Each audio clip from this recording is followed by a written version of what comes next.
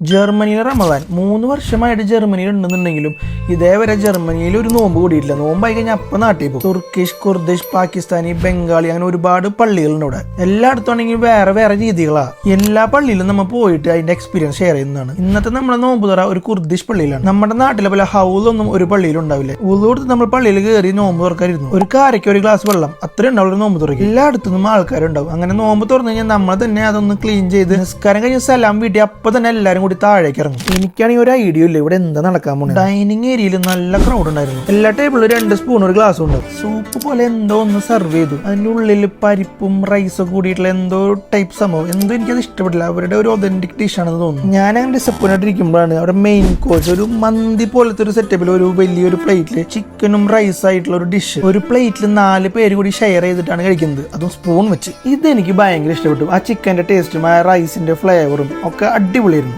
അൽഹംദുലില്ലാഹ് first experience ആണ് എനിക്ക് ഒരുപാട് ഇഷ്ടപ്പെട്ടു. അടുത്തത് നമ്മളൊരു ടർക്കിഷ് പള്ളിയിലേക്കാണ് നോമ്പ് തുറക്കി പോകുന്നത്. അവിടുത്തെ രീതികൾ നമുക്ക് നോക്കാം. Okay, by.